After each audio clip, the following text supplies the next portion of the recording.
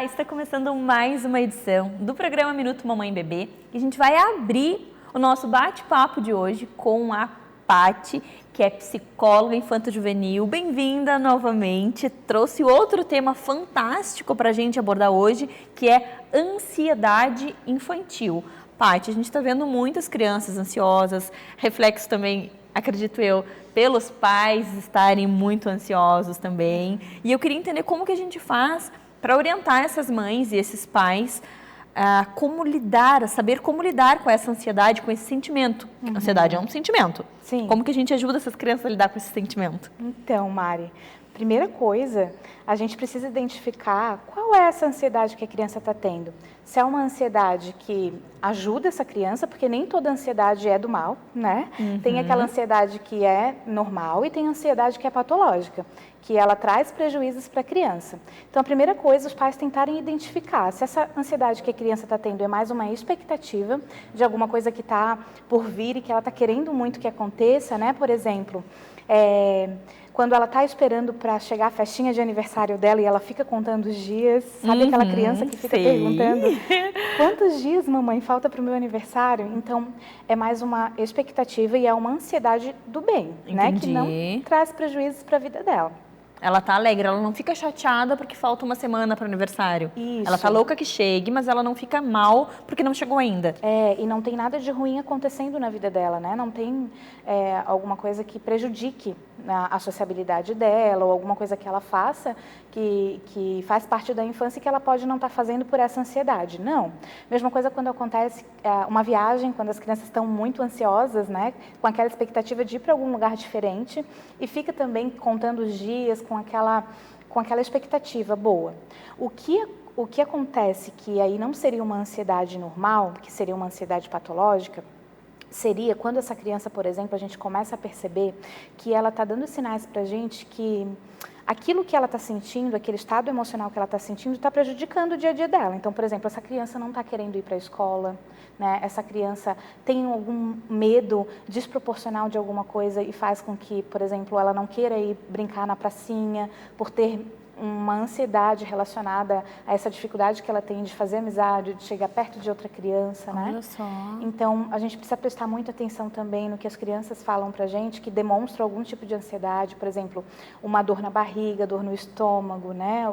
Crianças muito ansiosas. Às vezes até taquicardia, que ele fica com um coraçãozinho assim acelerado e é por causa dessa ansiedade? Sim, muitas crianças que vão para a escola porque na infância é muito comum as crianças terem ansiedade de separação, né? Então, os pais são figuras de segurança para ela. E aí, quando elas se afastam do pai ou da mãe e ficam na escola sozinhas, essa ansiedade aumenta.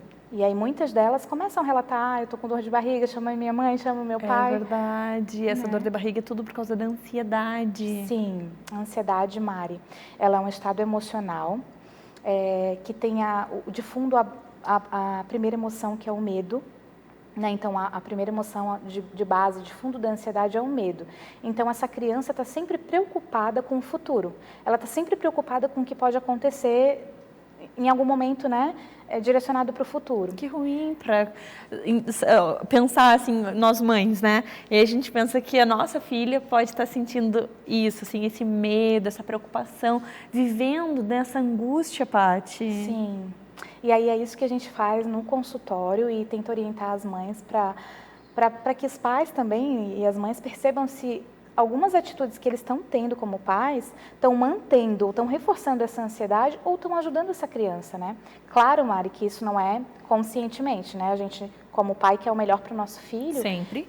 E a gente não vai fazer isso de uma maneira intencional, mas muitas coisas, muitas práticas parentais acabam mantendo e reforçando esse sentimento, essa emoção da criança, né? Nossa, dessa que criança fantástico, ansiosa. Paty. Então, assim, existem dois tipos de ansiedade. Uma ansiedade que é ok, que é gostoso, que a gente pode sentir, que nós sentimos e tudo bem. Sim. E uma ansiedade que é prejudicial, que daí tira a qualidade de vida da criança, né, Paty? Às vezes, assim, sono, Sim. apetite, pode alterar a vida e a rotina daquela criança. Aí, opa, sinal de alerta, precisamos de ajuda. E é sempre importante, Mari, falar aqui para os pais ficarem atentos para perceber a frequência, se isso está acontecendo muito, todo dia, ou é uma vez na semana, ou não é uma vez por mês, né? Essa ansiedade patológica, a intensidade dessa ansiedade, se é muito forte, se é muito fraca, e os prejuízos que ela está trazendo para a vida da criança, né? Então, se começa a perceber que a criança tem muito relato de que não quer fazer tal coisa, de que não quer ir em tal lugar, né? Dá para acender uma lanterninha e um sinalzinho que alguma coisa está acontecendo que não é o esperado. E aí, assim, Paty, a gente leva a criança até ti e como que tu aborda essas questões com ela? Um exemplo, a minha filha foi na Pizzaria dos Heróis e ela ficou muito assustada com os personagens lá dentro. E ela não quer mais ir, mesmo ela gostando de várias coisas que tem lá, os heróis, ela não quer. Até que ponto eu tenho que intervir? E já expliquei para ela que é um personagem, que tem um titio lá dentro, mas mesmo assim não faz com que ela tenha vontade de voltar lá. Então, assim, até onde eu preciso de ajuda profissional, o que eu posso fazer também, enfim. Mari, tem alguns medos que são comuns e esperados em cada fase de desenvolvimento da criança, né? Naquela etapa de vida que ela está. Então, muitas crianças, é normal a gente esperar que elas tenham medo de personagens que são maiores, né? Que causam um certo espanto. Mas se a gente começa a perceber que ela mudou de fase de desenvolvimento e esse medo permanece, né? E fica mais intenso, daí sim a gente precisa se preocupar. Então, percebeu assim que a criança manteve esse medo por 1, 2 anos e isso não muda porque ela já mudou de fase de desenvolvimento e esse medo está igual ou está pior ou está mais intenso, daí sim procurar ajuda. Como é importante a gente analisar tudo que eles falam, ouvir e tentar ajudar. Sim. Porque imagina se tu descarta aquele sentimento da criança e leva lá, e aí assim, algo que poderia passar naturalmente com o tempo, porque ela passou daquela fase de 2 anos, agora tá com 3, tá com 4, passou, pode se tornar um trauma. Sim. Eu levar ela lá e aquilo ali se transformar numa bola de neve e a criança ter um trauma de algo que poderia ter passado naturalmente, se eu tivesse conversado, entendido. Por isso eu acho assim que os pais, eles têm que estarem muito ligados a tudo que acontece com os filhos, sabe? E proporcionar atividades lúdicas, Mari, que ajudem essa criança ansiosa a se sentir mais tranquila, né? Então, dar segurança para essa criança, encorajar ela, né? Trazer atividades e brincadeiras que trabalhem a respiração, o relaxamento muscular, né? Então, proporcionar atividades que deixem essa criança se sentindo mais tranquila mesmo durante a semana, durante os dias, porque isso vai ajudar a criança a enfrentar esses momentos mais ansiosos de vida dela. Nossa, Paty, muito obrigada. Obrigada por me fazer entender, até por saber me orientar até com a minha própria conduta como mãe, que é esse o nosso objetivo aqui, é ajudar as mães que nos acompanham a ter informação de qualidade, saber o que fazer, quem procurar. Você sempre nos ajudando a entender um pouco mais sobre as emoções. Você tem até lá no seu Instagram um trabalho bem legal falando sobre oficinas de emoções, né? Falando muito batendo nessa tecla das emoções. Então, quem quiser compreender um pouquinho mais a respeito de várias emoções e vários sentimentos, entra lá no Instagram da Paty, fala para nós, Paty, o teu Instagram. É @psicolorindo, com 2 Is. Olha só, então assim, lá ela fala bastante sobre isso, sobre as emoções. E se ficou alguma dúvida sobre ansiedade, pode mandar pra gente também, ou no Instagram do Minuto Mamãe Bebê, que eu e a Paty vamos ter o maior prazer de ajudar quem está nos acompanhando, né, Paty? Isso mesmo. Obrigada por dividir conosco tanto conhecimento e até o próximo encontro. Obrigada eu.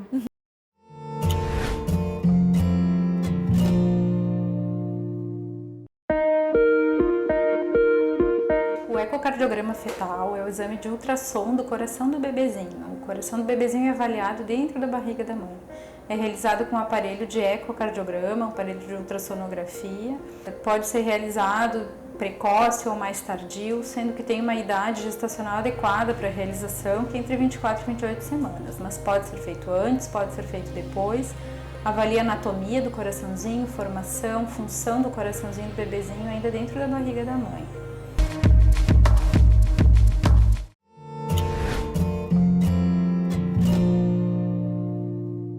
Agora a gente vai falar sobre o mito da mãe perfeita, com a Ju e a Lu, as nossas psicólogas, Mãe Sem Censura. Sigam lá no Instagram. Então, elas trouxeram esse tema e eu achei muito importante, porque assim, não existe mãe perfeita, né? Então, por que vocês resolveram trazer esse assunto para nós debatermos com as mães que nos acompanham? Justamente por isso, né? Porque não existe a mãe perfeita, né? A gente já ouve falar há algum tempo agora, na verdade mais recentemente, sobre a mãe possível.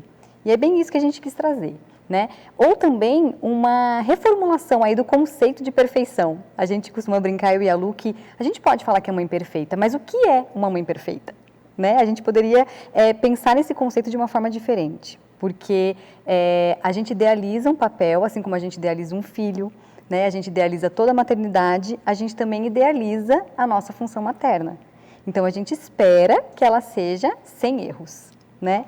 E aí, quando a gente se torna mãe ou quando a gente trabalha com isso, a gente percebe que não existe. Errar faz parte do ser mãe, né? Então, a gente acha que muita gente pode se identificar. A minha mãe sempre fala que a gente erra tentando acertar.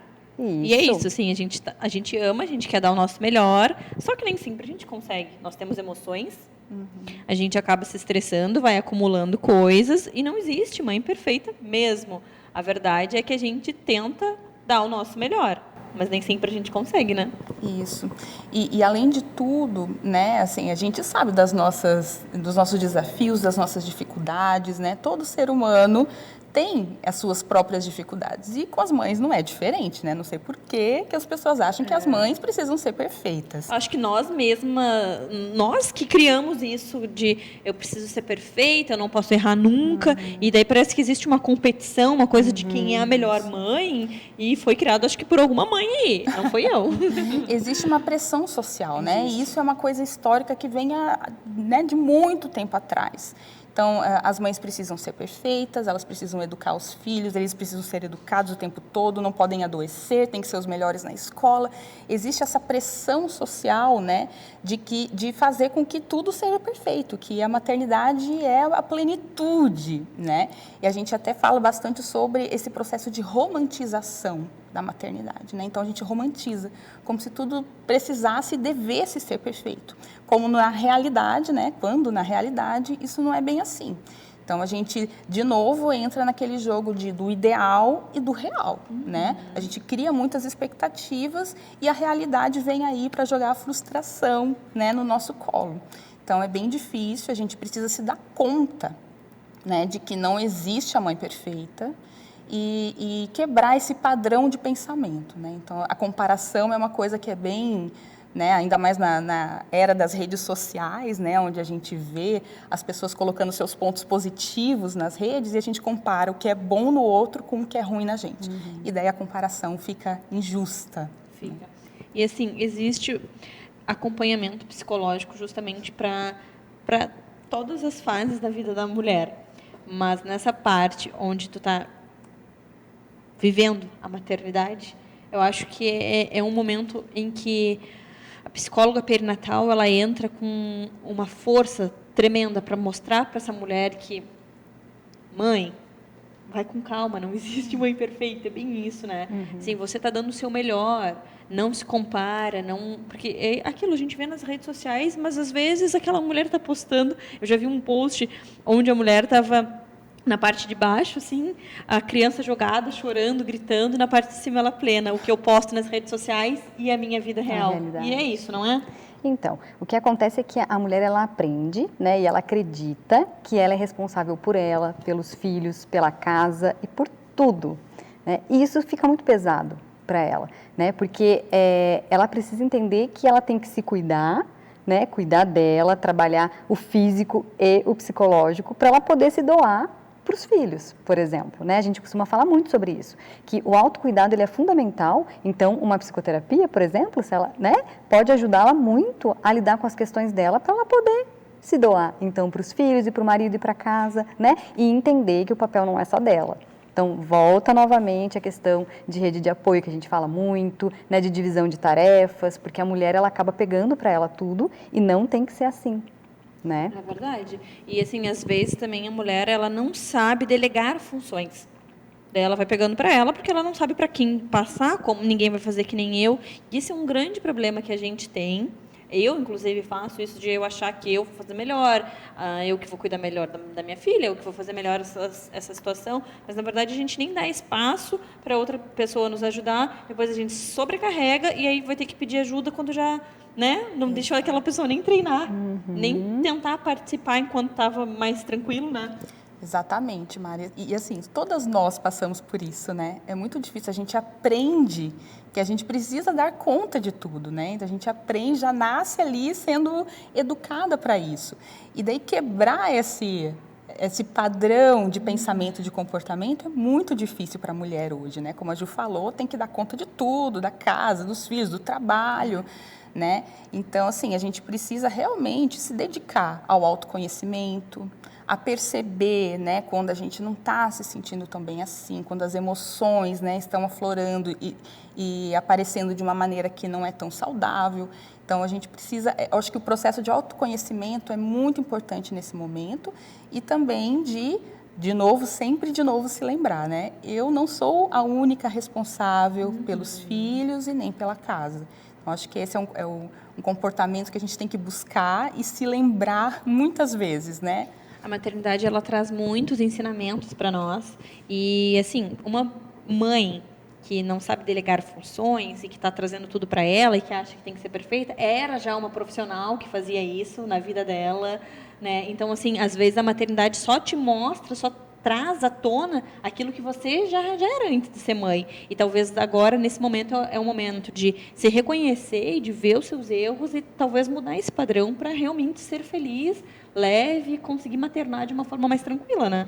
Na verdade, existe uma pressão que é externa, né? Mas existe também essa pressão da própria mulher, né? E aí vem a famosa culpa, né, que tem aquela frase, uma mãe nossa culpa. Uma mãe nossa culpa. A gente até comenta que isso a gente deveria parar de falar, sabe? Nós, como mulheres e mães, a gente devia parar de perpetuar isso, porque não tem que nascer uma culpa junto com a mulher, né? É muito pesado a criança se machucar e a mãe se culpar porque ela se machucou, como se ela pudesse prever, como se ela pudesse evitar que aquele tombo acontecesse. Mas a gente queria ter superpoderes para poder fazer com que a criança não tivesse passado por aquilo. Seria maravilhoso, sendo né? que os tombos e os machucados dos nossos filhos fazem parte. Exato. Aquilo precisava acontecer para a criança, aprender para que lá na frente ela não tivesse um tombo maior e se machucasse ainda mais. Então, assim, tudo faz parte do processo. A gente quer colocar eles dentro de uma bolha para que nada aconteça. Só que tipo de ser humano a gente vai formar? Sim, né? Tudo é aprendizado, né? Os tombos, eu acho que especialmente trazem muito aprendizado, né? E uma outra coisa que você comentou, que me lembrou aqui, foi da mulher não delegar e tal, mas tem muita questão do controle. A mulher tem essa... muitas vezes, né, a maioria das mães querem ter esse controle sobre tudo. Então, a gente tem que aprender a abrir um pouquinho o espaço, sabe? Deixar as pessoas entrarem, deixar outras pessoas participarem do nosso maternar, porque fica muito pesado pegar tudo pra gente. Meninas, amei. Vou começar a delegar mais funções e agora aceitei que eu não sou a mãe perfeita, eu sou uma mãe real. Espero que as mães que estão nos assistindo, que conferiram a nossa entrevista e ouviram o nosso bate-papo, também plante essa sementinha dentro do coraçãozinho delas e vamos lutar para que essa culpa saia, para que a gente delegue mais funções, para que a gente saiba que precisamos de rede de apoio. Eu acho que é essa nova onda que tem que vir, né? Isso, acho que perfeitas do nosso jeito, né? Isso aí, amei essa frase. Vai ser a nossa frase agora. A nossa frase, então. Obrigada por dividirem tanto conhecimento. Até o próximo encontro. Até lá. Marcha com rotação interna. Você sabe o que é isso? Quem vai nos explicar é, claro, a nossa ortopedista pediátrica. Bem-vinda, doutora Cíntia, novamente aqui, para nos ajudar a compreender sobre todos esses assuntos que a gente não entende, mas que a gente vê nas nossas crianças. Então, o que é essa marcha com rotação interna?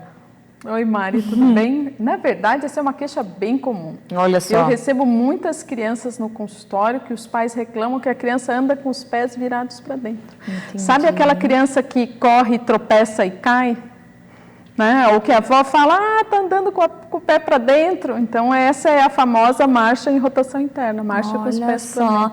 Então, a gente ouve falar, mas não com esses termos. A gente fala, a criança está com os pés para dentro e cai. Então, assim, Quando a gente procura um profissional, um ortopedista pediátrico, para analisar essas situações? É sempre bom procurar um ortopedista pediátrico, porque a marcha em rotação interna, embora a maioria das vezes seja normal, o ortopedista ele precisa entender ou saber, descobrir aonde tem alteração, né? Porque a marcha em rotação interna pode ser uma alteração do pé, pode ser o pé, às vezes, tem um pouquinho mais viradinho para dentro, pode ser a tíbia, que é o osso da perna, que é um pouco rodada para dentro, ou então o fêmur, que é o osso da coxa, que também está rodado para dentro. Na verdade, todas as crianças, elas têm um pouco de alteração em rotação interna, tanto do fêmur como da tíbia. Por exemplo, a criança, quando ela é gerada, dentro da barriga, conforme ela vai crescendo, vai ficando apertadinho, e a tíbia começa a girar um pouquinho para dentro para ela caber ali, para ela se encaixar naquele espaço, né? Entendi. E daí vai se desenvolvendo, está ali tortinho e acaba nascendo tortinha.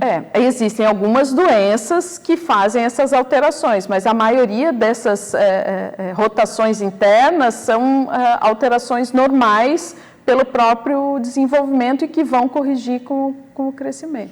Existe algum motivo, além desse que você citou, do espaço, ali tem alguma coisa, alguma relação genética, hereditária? Não, só se a gente tiver realmente uma doença escondida por trás disso. Por isso que a importância da avaliação com o ortopedista pediátrico, né?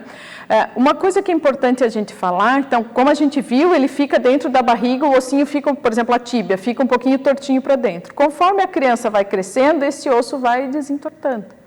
Aí, a mesma coisa o fêmur. Para falar em números, assim, óbvio que os números para vocês não vão significar muita coisa, mas só para mostrar quanto é que muda, né? Por exemplo, uma criança, ela nasce com o fêmur com 40 graus de rotação interna.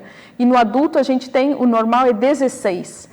Então, a gente vai do 40 até o 16. Então, conforme a gente cresce, o osso vai girando para fora. Entendi. Tem essa rotação já? Tem que ter, né? Tem que ter essa rotação. É normal. E a gente aceita, num indivíduo adulto, a marcha de um pouquinho para dentro até um pouquinho para fora, né? Então, a gente aceita como normal de menos 10 graus, 0 até mais 10. Isso é a variação do padrão normal, né? Se tiver mais do que 10 graus para dentro ou mais do que 10 graus para fora, aí sim vai precisar de investigação e de tratamento no adulto, né? Entendi. Então, assim, aquela mãe que está vendo a criança cair bastante e que viu que tem alguma coisa tortinha, ela leva até o ortopedista e o ortopedista vai investigar o que é normal, o que é aceitável e o que não é. Até porque tem que investigar se realmente aquela é a causa da queda, né? Entendi. Pode ser outro motivo. Pode ser um outro motivo, uma alteração neurológica, alguma outra coisa que está escondida, né? Então, a gente tem que investigar.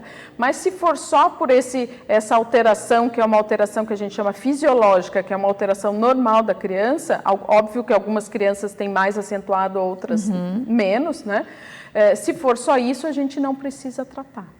E daí, sendo algo mais grave, aí sim, existe um tratamento e vai depender do que foi diagnosticado para ser estipulado o tipo de tratamento. Por exemplo, em crianças que têm paralisia cerebral, que é uma doença no cérebro, é uma doença neurológica, neuromuscular, nessas crianças é comum a rotação do fêmur, né? Então, essas crianças vão ter indicação de tratamento cirúrgico, de cirurgias, para a gente...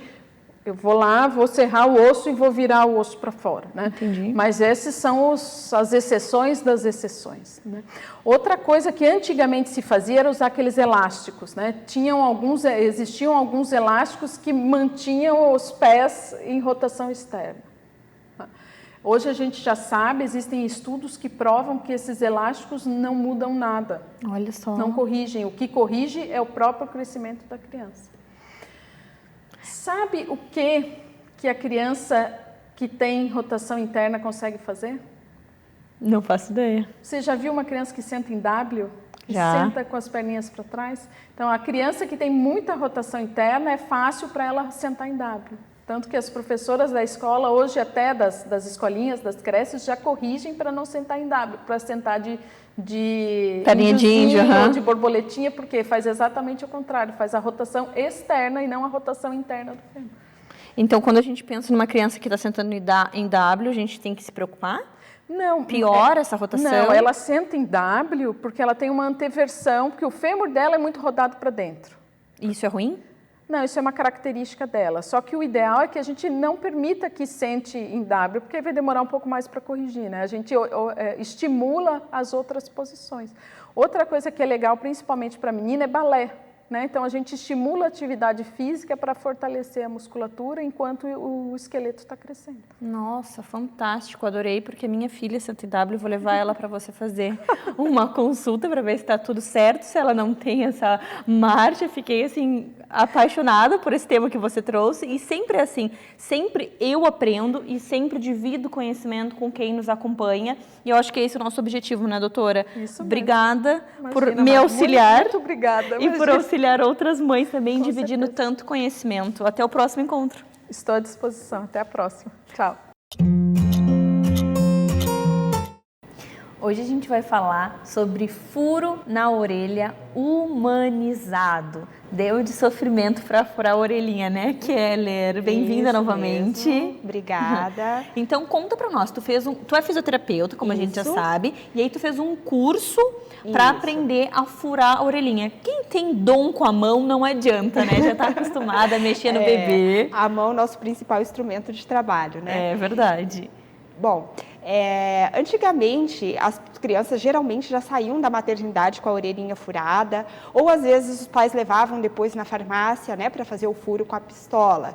E de um tempo para cá, devido a essa atenção mais humanizada ao recém-nascido, felizmente, começaram a haver questionamentos a respeito desse procedimento, se era doloroso, se era incômodo para o bebê, né? E realmente, se esse procedimento não for feito de maneira correta, pode sim ser estressante, pode ser doloroso, causar às vezes algum tipo de alergia e algum tipo de infecção na orelhinha do bebê. E sem contar que aquele furo da pistola faz um barulhão, a criança já sai gritando, né?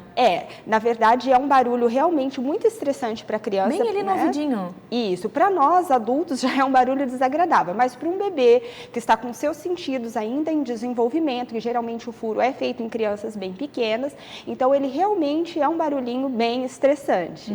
E o furo com o próprio brinco, que também é bem utilizado, é bem comum, se ele não for feito no ponto certo e da maneira correta, pode ser também doloroso e gerar um processo de infecção nessa orelha. Olha só que perigo. Então, assim, agora há pouco tu fez um curso, porque não adianta as pessoas acharem que sabem fazer, mas tudo precisa de um estudo, né? Sim. Então, tu fez todo um curso onde tu aprendeu técnicas para fazer esse furinho. E aí, conta para nós como é que funciona esse procedimento. Isso. Bom, primeiramente, a gente tem que traçar o ponto onde vai ser o furo. Então, a gente utiliza pontos de acupuntura e a gente acha o ponto neutro, que é um lugar que quando perfurado vai ser indolor para o bebê. Que maravilha, Keller. Isso. O material utilizado esse kit, ele é totalmente descartável, a gente não tem nenhum contato, né? Esse ótimo, é o brinco. Segurança Isso, 100%. Totalmente higienizado. Esse vem é o com kit brinquinho. de brinco, já vem com o brinco, tá?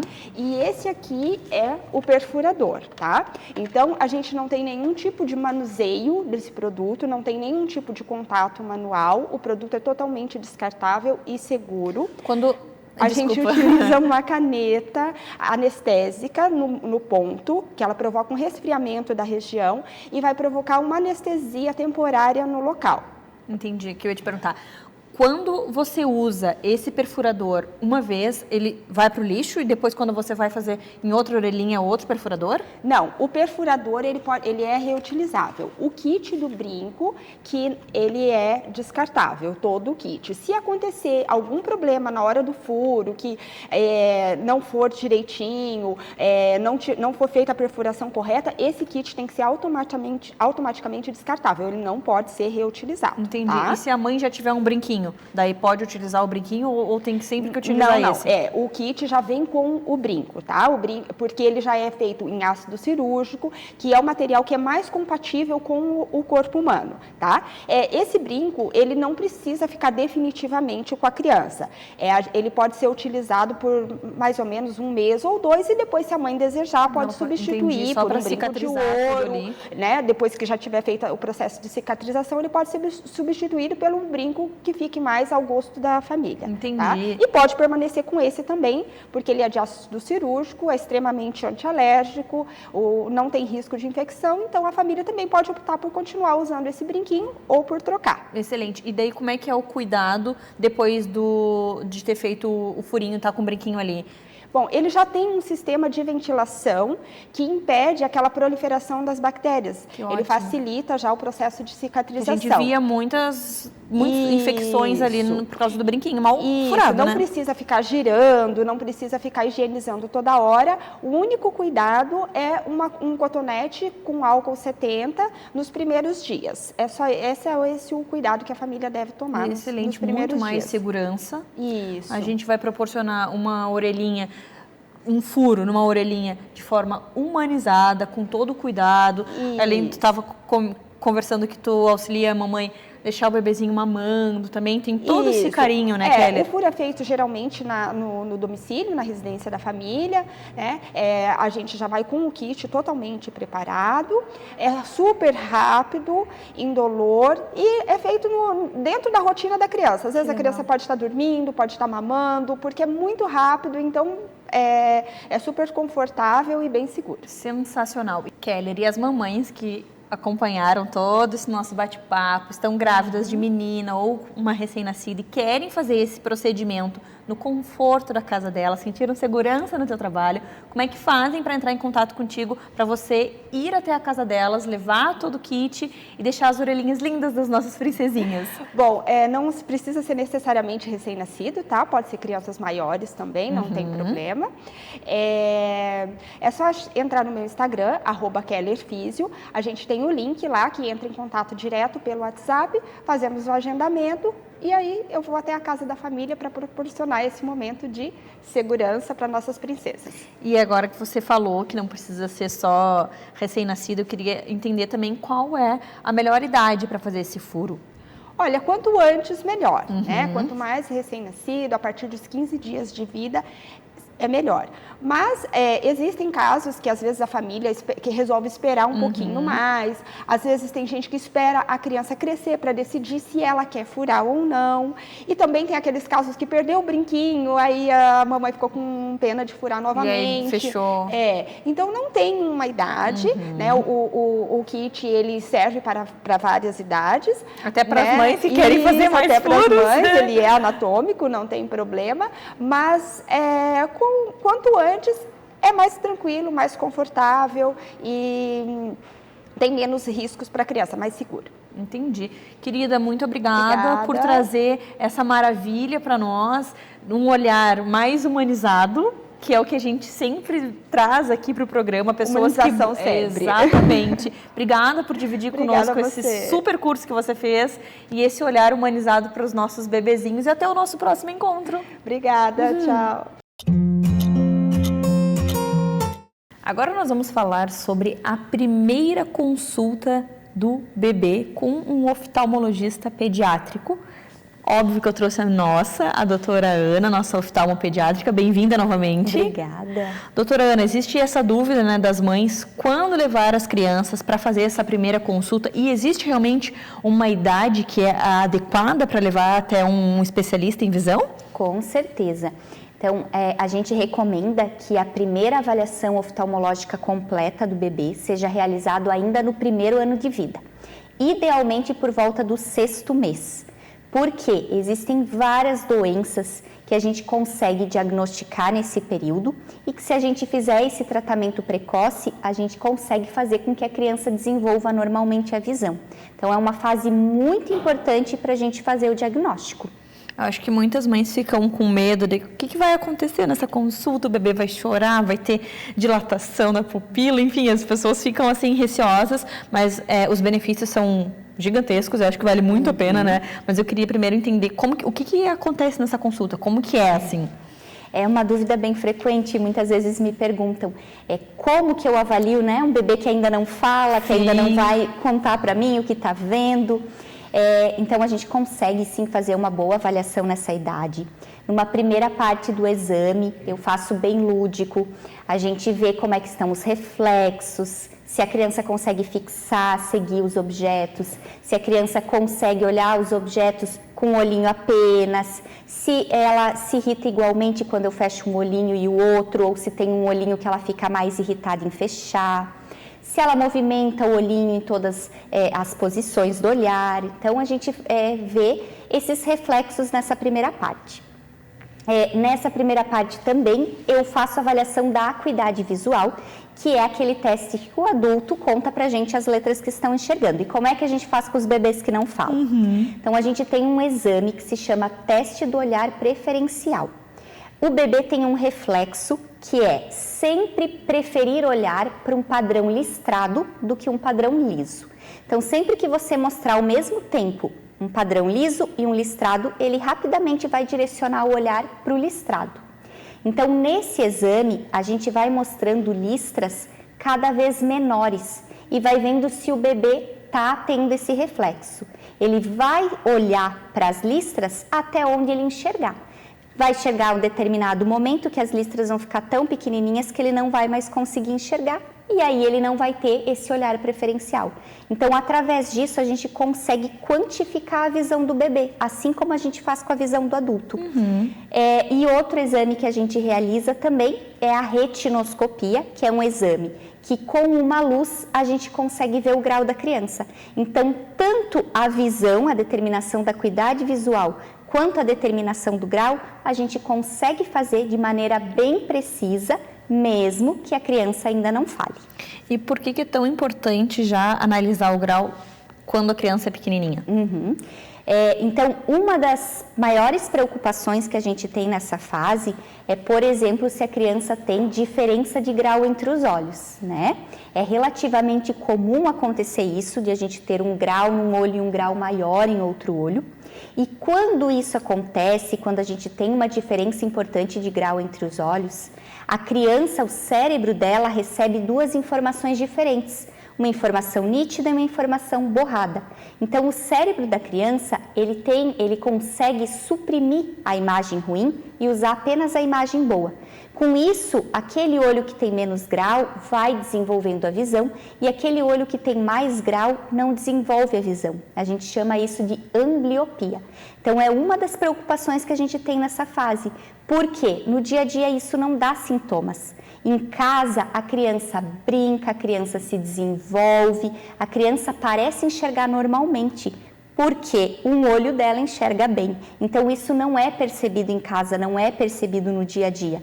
Para a gente fazer diagnóstico precoce de ambliopia, a gente precisa fazer essa primeira avaliação nesse primeiro ano de vida. E quando a gente faz esse diagnóstico precocemente, no primeiro ano de vida, a gente consegue sim fazer com que a criança desenvolva a visão dos dois olhos. Então, é muito importante. Nossa, saber que a gente pode descobrir uma doença como essa lá no comecinho e trazer a qualidade de vida, fazer com que a criança consiga enxergar melhor dos dois olhinhos, não tem como, né? Tem que levar as crianças, não tem preço, imagina. E aí, assim, descobrindo essa ambliopia, descobrindo essa diferença, na verdade, de graus entre os dois olhos, existe um tratamento para ser feito para recuperar a visão do olho que tem menos visão? Sim. Várias patologias podem levar à ambliopia, né, ou não desenvolvimento da visão. A diferença de grau entre os olhos é um desses quadros, existem outros. Então, a gente sempre tem que tratar a doença de base. No caso, se for diferença de grau entre os olhos, primeira coisa, a gente trata essa diferença colocando óculos, né? E aí também a gente faz o estímulo do desenvolvimento desse olho que está com a visão pior, tampando o olho que tem a visão melhor. Então, essa é uma das indicações de uso de tampão. Entendi. Então, agora, quando a gente vê uma criança com tampão, a gente entende qual é o processo. Eu já entendo um pouquinho, porque eu realmente fiz o uso do tampão durante toda a minha infância. Eu acho que talvez por ter descoberto não tão cedo, então o período que eu tive que ficar com o tampão foi maior, mas realmente é algo assim que não tem preço poder descobrir com o quanto antes para tratar e trazer qualidade visual, né? Exatamente, e quanto mais precoce o diagnóstico, mais rápido a criança tem a resposta de melhora da visão. Porque o cérebro não está tão acostumado, exatamente, né? é aquilo que você falou. Se a gente faz um diagnóstico muito próximo à idade limite, próximo dos 6, 7 anos, demora o tratamento. É muito mais difícil. Agora, se a gente começa o tratamento precoce, ali no primeiro ano de vida, a gente costuma ter resultados muito melhores para desenvolvimento visual. Nossa, como foi bom falar com você sobre isso. Com certeza eu já vou levar a Martina para você analisar todo o olhinho dela. E se eu tivesse tido essa informação antes, eu já teria levado ela antes. Então, assim, é esse o nosso papel aqui, é levar informação de qualidade para você. E se você tem um bebê, leva no oftalmologista pediátrico. Se mora aqui em Florianópolis, na grande região, procura a doutora Ana. Deixa o teu Instagram para nós, por favor, para quem está nos acompanhando. É @doutora Ana Luísa Casagrande. Lá você também passa bastante dicas, muito, né? Eu procuro deixar um conteúdo bem completo ali, realmente para ajudar os pais, para saberem a importância desse exame, né? Para entenderem como funciona a consulta. Uma coisa que a gente não conversou, que eu acho importante, sobre a dilatação da pupila, né? Fica para a nossa próxima entrevista. Vamos conversar sobre isso, que é muito importante no exame da criança, para a gente avaliar grau, para a gente avaliar as estruturas de fundo de olho, né?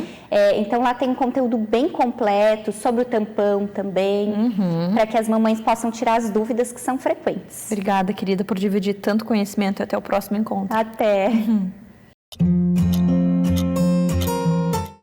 Quem está aqui comigo hoje é a doutora Vanessa. Bem-vinda ao nosso programa. Muito nossa obrigada. Pediatra alergista. Vamos falar então sobre essas alergias, sobre essas intolerâncias que as crianças cada vez mais apresentando. Tu no consultório deve ver bastante isso, e as mães têm muitas dúvidas, porque é tudo muito parecido. Exatamente. Intolerância, alergia, proteína do leite, lactose. Então, ajuda nós a entender, por favor. Vamos lá, então.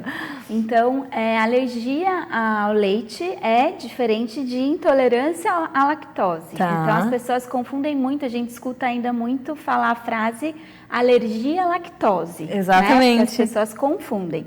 Então, a alergia à proteína do leite de vaca, o próprio nome já diz, o nosso sistema imunológico, que é o nosso sistema de defesa, ele reage contra a proteína dos alimentos. No caso, ao leite, contra as proteínas que existem no leite. Tá.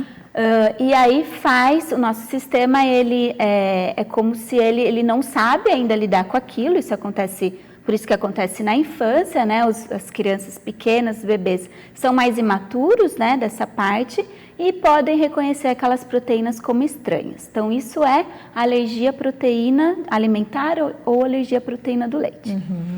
A intolerância à lactose é muito diferente, não é uma alergia, é uma condição onde o intestino ele diminui a propriedade de degradar o açúcar do leite, né, que é a lactose. A lactose é um açúcar. Então, isso acontece geralmente em crianças maiores. É difícil uma criança nascer com uma intolerância à lactose primária, então, sem a enzima que degrada a lactose. Isso é muito, muito, muito raro. Então, isso geralmente vai acontecendo progressivamente, então vai acontecendo em crianças maiores e os adultos. Então, é comum a gente ouvir, né, dos adultos que eles ficaram intolerantes à lactose com o tempo. Então, isso é importante de ressaltar. A criança pequena intolerante à lactose é raro. Existem algumas condições, às vezes uma diarreia crônica pode levar a um quadro secundário, né? Mas não que a criança tenha a falta total dessa enzima que degrada esse açúcar. Então, são condições completamente diferentes. Tanto que um é açúcar e outro é proteína, então aí já está uma diferença. Uma diferença. Exatamente isso. Então, a alergia, ela sempre, não sempre, mas na maioria das vezes, é contra uma proteína, né? No caso da intolerância, na verdade, uma dificuldade de digerir o açúcar, né? O açúcar, o principal açúcar do leite, é a lactose. Só que, como você mesma falou, os sintomas às vezes se confundem um pouquinho. Né? Isso que eu queria entender, quais são os sintomas de ambos, assim. Isso mesmo. Então, assim, a gente tem basicamente 2 tipos de alergia ao leite, tá? as que a gente chama, que participa, o sistema imunológico participa de todas, mas existe uma que os pais que têm crianças com alergia alimentar, eles sabem muito falar assim, sobre esse termo, que é IgE mediado, não IgE mediado. O IgE mediado é aquele que a criança toma o leite e fica muito ruim, vai parar no hospital, precisa tomar adrenalina, né, e tudo mais. As não IgE mediadas é que causam esses sintomas mais do intestino, do estômago, que pode confundir com uma intolerância à lactose. Então, bebezinho pequeno que tem sangramento nas fezes, que às vezes distende um pouquinho a barriga, né, que tem diarreia, isso tá mais para uma alergia alimentar, tá? Numa intolerância à lactose, o bebê não vai sangrar, não vai ter sangramento pelas fezes. Ele pode distender a barriguinha, pode ter mais gases, ter diarreia ou fezes que a gente chama de explosivas, né? Então se confunde um pouquinho, mas com a história clínica a gente consegue diferenciar muito bem essas duas entidades. Então é sempre importante as mães estarem atentas para passar essas informações para o profissional, porque como os sintomas são similares, às vezes a mãe pode, não, eu tenho certeza que é tal coisa, e aí confunde. Então, só o profissional que vai saber dar o diagnóstico e também o tratamento. Daí, pensando em tratamento, o que vem pela frente? Isso mesmo, o tratamento é completamente diferente, né? Então, quando é uma alergia ao leite, o tratamento é retirar o leite da alimentação dessa criança. Quando é uma intolerância à lactose, como eu falei, vai ser de crianças maiores e adultos, geralmente essas crianças maiores ou adultos, elas toleram uma pequena quantidade de leite, porque vai depender muito do quanto de enzima está ali para degradar essa lactose. Então, tem adultos, né, que toleram uma quantidade pequena, tem adultos que toleram quantidades grandes, mas você não precisa tirar o leite da dieta, tá? Porque não é uma alergia, ele não vai ter sintomas graves, não corre risco de vida, nada disso. Então, é bem diferente o tratamento. Olha só, por isso que eu falo, assim, sabe, que qualquer dúvida tem que buscar um profissional de qualidade para orientar, porque pensa, o tratamento é diferente, e daí a mãe está lá fazendo um tratamento que não precisava, pode piorar a situação, né, doutora, de repente fazer com que aquela criança desenvolva um outro problema que não teria se tivesse tido o diagnóstico certo desde o início, né? Com certeza, a gente tem, no caso, as duas, na intolerância, retirar o leite sem necessidade, né? Às vezes, né, a mãe confunde com alergia, já tira o leite, e isso nutricionalmente pode acarretar problemas para a criança. Com certeza. Né? Então, realmente a gente tem que saber separar bem as duas entidades e fazer o tratamento correto para evitar outras consequências. E se o bebê, no caso, está mamando no peito? Então, no caso de alergia alimentar, vai depender que tipo de alergia, tá? A alergia mais comum dos bebês é aquela que eu falei que é mais branda, que na criança não passa mal, não precisa ir para o hospital, não precisa tomar adrenalina. Essas que o bebê tem sangramento nas fezes, né? Que se os sintomas são desenvolvidos na amamentação, a gente faz uma dieta na mãe, primeiramente. Mas quando o sangramento é muito pouquinho, às vezes os estudos já mostraram que a gente nem precisa fazer a dieta na mãe. Muitas vezes a gente aguarda um período, se a mãe não está muito ansiosa, que a gente sabe que isso vai melhorar espontaneamente num determinado período. E outra coisa que a gente vê muito, então fez o diagnóstico de alergia, teve sangue, que é mais comum, sangrou as fezes. O que ainda a gente vê muito? Tira do peito. Exatamente. Né? E isso não tá legal, não tá certo. Então, você tem muito desmame precoce, né? Então, a gente tem que ir devagarzinho, fazer o diagnóstico correto, conversar muito bem com essa família para evitar todo esse prejuízo. Doutora, adorei nossa conversa. Obrigada por trazer eu também. tanto conteúdo e tirar essas dúvidas que são minhas e também das mamães que nos acompanham. Adorei mesmo. Obrigada e até o próximo encontro. Até o próximo, eu também gostei. Muito obrigada. Hoje eu trouxe aqui a Lu, a nossa cardiologista pediatra, bem-vinda novamente. Obrigada. E a Ju, a nossa psicóloga perinatal, para a gente falar sobre um tema muito importante. A gente vai falar hoje sobre um diagnóstico difícil para a mãe, para a gestante, quando se refere ao coraçãozinho do bebê.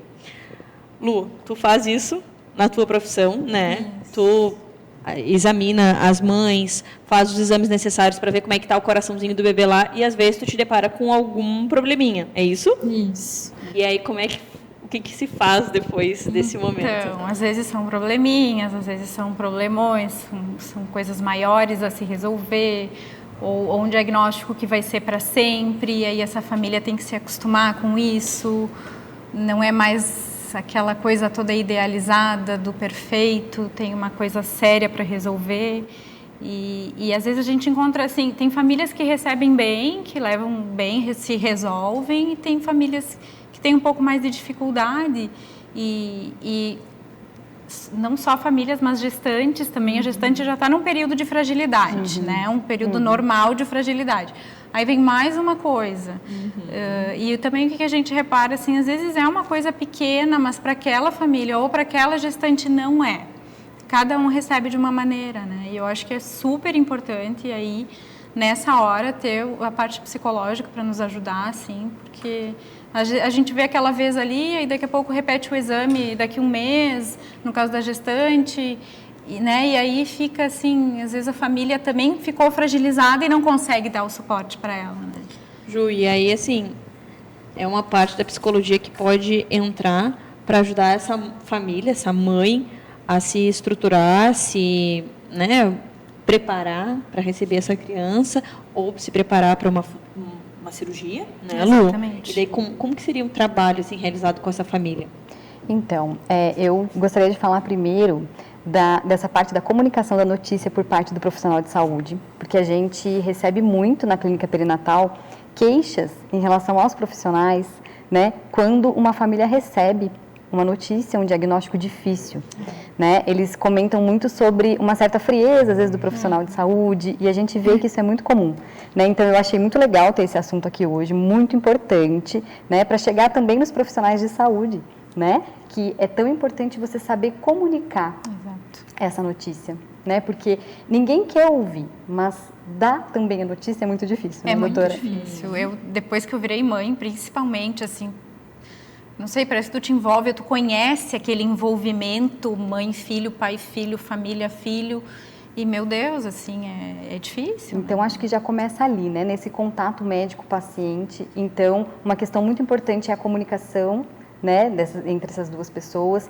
que precisa ser de uma forma clara, efetiva, né, com muita empatia, né, para entender que aquela família vai passar por um luto ali naquele momento. Porque tem que ser claro, mas tem que ser delicado ao mesmo tempo. Né? Tem que passar todas as informações, explicar que patologia é. Às vezes a gente passa, mas não fica. Fica 10% do que a gente falou. Aí depois a gente explica de novo e aí entende um pouco melhor, né? E vai amadurecendo o pensamento. Eu não sei como que isso é na parte da medicina, psicologia, mas eu acho que dá um baque na pessoa, que a pessoa se desliga. E ela passa a não ouvir mais nada, né? Cada um reage de uma forma, é aquilo que a doutora Luciana falou, né? Cada um reage de uma forma. Mas, assim, é muito comum que isso aconteça, porque você não está esperando, você não quer que aconteça, você idealiza aquela gestação, você idealiza aquele filho perfeito, e aí você recebe uma notícia como essa, é um susto, né? Então, vão ter reações diversas. E aí seria interessante até o profissional de saúde, naquele momento, o médico que deu a notícia, aconselhar um acompanhamento psicológico, então, né? Porque daí da pergunta que você me fez, essa mãe ou essa família sendo acompanhada, ela talvez consiga administrar aquela informação de uma forma, né, um pouco menos dolorosa, né? Entendendo a situação realmente, o que ela pode esperar daquilo, como é que é natural o que ela vai estar sentindo, porque isso é muito legal, você naturalizar aquele sentimento dos pais, da família, né? Tá difícil, sim, a gente entende que é difícil. E é difícil, né? É difícil, né? Então, eu acho que a empatia nessa hora é fundamental, né? E o acompanhamento psicológico pode ajudar muito realmente essa família, até para você perceber num próximo encontro com essa mãe, que ela pode estar um pouquinho diferente, né? Exato. E assim, até depois ir preparando essa mãe para uma futura cirurgia, como eu falei, né, Lu? Porque, como você falou, pode ser um probleminha, mas pode ser um problemão quando a gente fala de coração. E aí, com certeza, já nasce aquela culpa na mãe, onde eu errei, a culpa é minha, doutora. Sempre. Isso é genético, foi alguma coisa que eu comi, foi alguma coisa que eu bebi, que eu fiz. Enfim, sim, tem demais isso. E aí a gente tenta, mas assim, é muita informação no mesmo momento, assim, a gente tenta amenizar e dizer não é, mas Assim como explicar o diagnóstico que é só 10%, provavelmente ela não ter culpa, ela nem vai entender que ela não tem culpa naquele momento, né? E tem que lidar com essa culpa que nasce, né? Isso, e eu acho que assim, o profissional estar disposto, esse profissional que deu a notícia, estar disposto a repetir, né? Ela pergunta de novo, a mãe quer saber novamente como é, ter essa abertura, né? Para explicar novamente, responder as dúvidas, acolher, né? Aquela angústia, aquele sofrimento, né? Então eu acho que é um momento de muita compaixão, né? Não é de pena, mas sim de compaixão. Né, uma comunicação que mostra assim, que você, o olho no olho até, porque a gente até fala da comunicação não verbal, né, nesse momento, então o olho no olho, passar essa coisa do acolhimento mesmo, eu acho que é muito fundamental para a família se sentir um pouco menos pesada, né? Eu tenho certeza que a doutora Luciana, sempre que passa o diagnóstico, ela tem toda essa compaixão e esse carinho, porque além de ser uma excelente profissional, também é mãe, e a gente sabe que depois que a gente vira mãe, tudo que acontece com outras mães toca a gente, porque poderia ser comigo, poderia ser contigo. Exatamente. Então a gente já pensa assim, poxa, como que eu vou falar para essa mãe? Poderia estar vivendo isso também, eu sei que não é fácil. Então, assim, eu acredito que quando a gente se torna mãe, a gente cria ainda mais empatia pelo outro, né? Então, assim, acredito também que sempre a doutora indique um acompanhamento, porque eu acho que faz total diferença, porque pode a mãe depois, quando nasce o bebê, esse problema ficar ainda maior, a mãe não vai saber lidar ainda com as emoções, né? E às vezes não dá nem para exigir que a família acolha, porque a família também está mexida, né? Então, às vezes não é nem acolher a mãe, é acolher a família mesmo, né? Verdade. Meninas, adorei. É um assunto delicado, mas é um assunto importante da gente falar, e não só na parte da cardiologia, mas de todas as patologias, falando assim, qualquer doença, qualquer diagnóstico que a gente vai passar para um adulto, para uma mãe, é delicado, é complicado, e eu acredito que um profissional qualificado ali da parte psicológica é extremamente importante para facilitar e diminuir talvez essas dores, enfim. Muito obrigada por trazerem tantas informações, por nos ajudar a levar conteúdo e informação de qualidade para quem nos assiste. Até o nosso próximo encontro. Até. Obrigada. Tchau.